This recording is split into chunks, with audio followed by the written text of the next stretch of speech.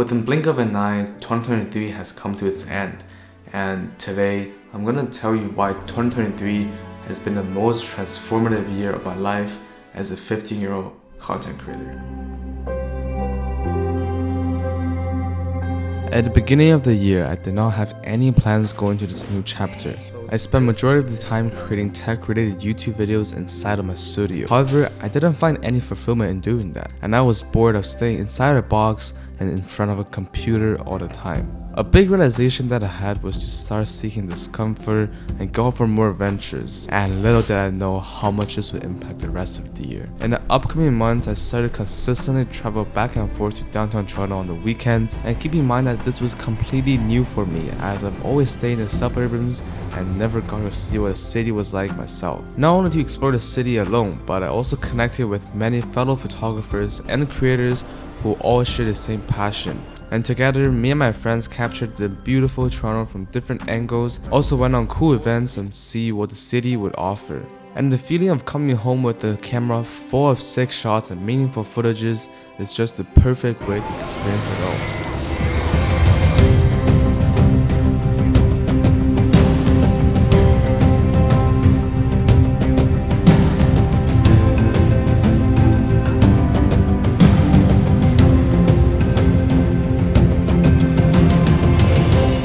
By that time, I created more and more content that I was happy and proud of, that truly tells a story or sharing aspects of my life with you guys. I had a great start into the new year. I was seeing new stuff and meeting new people all the time, and my life was more hyped and fulfilled than ever before. But it didn't stop there. I started engaging more and more in the community and getting to know more about the society. On the side, me and my several friends established a non-profit organization called Grandparents Diary, and every Saturday we go to a senior home to write poems with the elders there, which we're still doing to this day. Also, my classmates and I started a cancer fundraising campaign called the Bold Plan, and as the name suggests, if we reach our goal, we'll go bold for cancer awareness. And furthermore, I was volunteering at plenty of events where they needed photographers, and once again, little would I know how beneficial that would be in the upcoming months.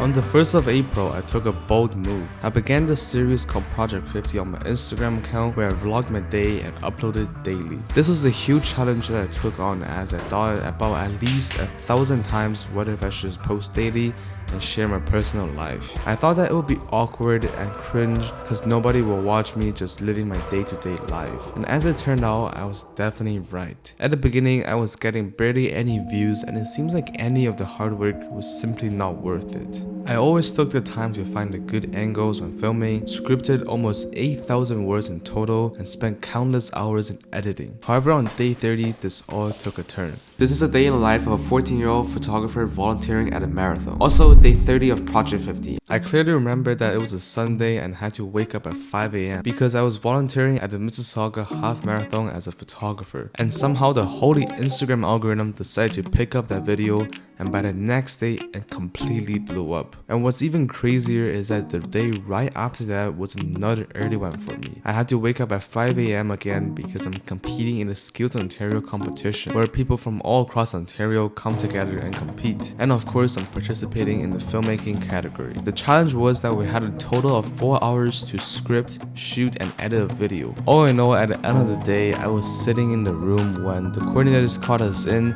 for the final result of our videos. And while I was waiting, I can feel my heart pumping onto my throat. And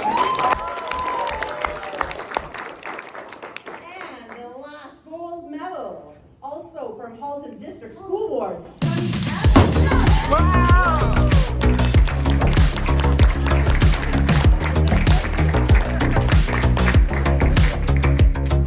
It was honestly more of a relief than a surprise, because I was afraid of proving everyone right, but still I finally got an official approval of my skills, and say that I accomplished something good in my life. As funny as it might sound, I honestly feel like my entire year's luck was used in these 2 months, because in the next few weeks, plenty of real estate client jobs also started flowing in. And while I was earning a bunch of money, making this the best month of the year, the behind the scenes videos that post on my Instagram also started popping off. Hundreds of followers, friends, and brands reached out to me who all wanted something from me. And I finally got a taste of what it's like to be famous. At one point, I just simply realized that there were way too much that's going on. But the problem is, I want to do them all because that's what I'm passionate about. However, I just feel like I have no time for anything. At the end of June, my stress level reached an all-time high as I had to edit a documentary about Toronto's sustainability for a school project while editing a YouTube video of the behind the scenes of that documentary for my YouTube channel. And with everything that's going on, client jobs, YouTube videos, and school stuff like graduation, I'm slowly but surely getting more and more burnt out. At the start of June, I reached out to many companies for internship opportunities for the next few months of the summer break, and Ken from Broadview Avenue Group replied back to me. Unlike many of my friends' summer break, instead of spending their entire day on social media and playing video games, I spent 2 hours of transit each way to Toronto twice a week to get to the office. And I was shooting property videos for their listings, helping to record podcasts for their table talk show, also created content for their social media accounts, and even went on a spontaneous trip to Prince Edward County. All in all, everyone at the office was super chill, and I loved the vibes and what I was doing. And it was honestly better than I could ever ask for. In the upcoming weeks, me and my family traveled to Turkey and New York. Going to a completely new environment with different cultures and surroundings really helped to drown the noise and clear my mind from the things that I was stressed about before.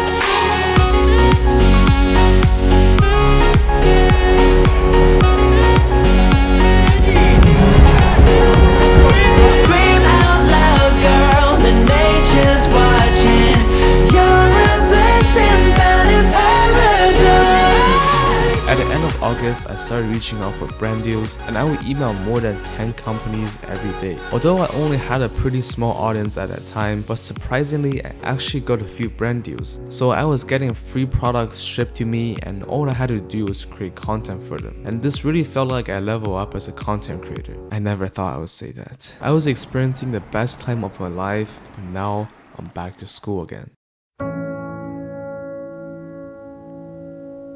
For me, it wasn't difficult to transition from elementary school to high school, as I already had so much social experience that are a lot higher from school. But at the same time, it's also because of that. It made me feel like I'm a tiger put into a bird cage, and I very quickly found myself in a creative roadblock. I stopped going out to shoot in Toronto, and I'm stuck in the studio again. No creative ideas was flowing through my head because I'm only thinking about the stuff from school. And this made content creating feel like a job instead of a hobby. All the videos I was creating seemed monotonous, and I even got bored of watching my own videos. This reminded me of myself at the beginning of the year, where I'm way too comfortable in where I'm at, so I realized I needed to change.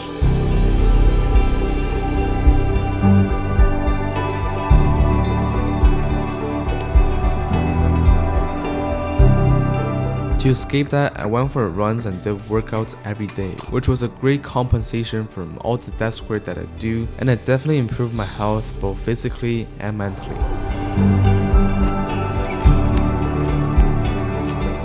Probably one of my favorite part of each of these morning runs are these beautiful sunrise I can see. Normally I don't see it. I also developed new hobbies since filmmaking doesn't count as a hobby anymore. So I tried baking,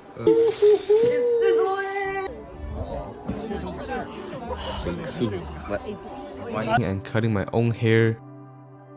And at the same time, I also tried shooting things I never did before, such as cars and sports. Although it was hard to navigate through this creative roadblock, some of my tech videos actually started popping off, and many of my new uploads consistently did well. I've been uploading YouTube videos weekly ever since the end of my Project 50 series, and now I feel like all the hard work is finally paying off. Your support is what fuels this channel, and I'm beyond thankful for the community we've built together.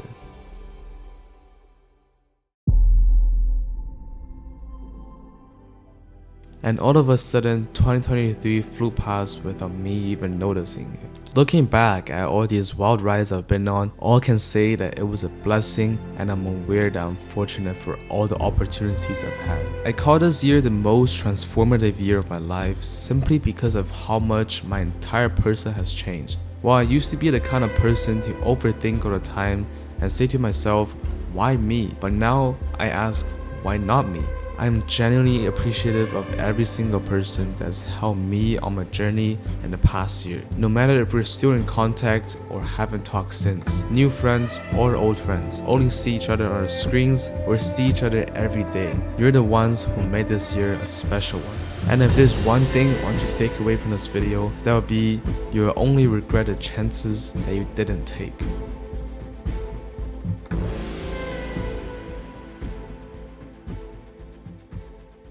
Thank you so much for staying all the way to the end of this video, and I'm trying to make these my year videos an annual tradition. So if you like these kind of videos, make sure to leave a like and drop a sub. And also I'd love to hear about some of your biggest learnings, some wild rides on your journey. So make sure to leave that down in the comments below. And with all that out of the way, I wish all of us have a great and successful new year.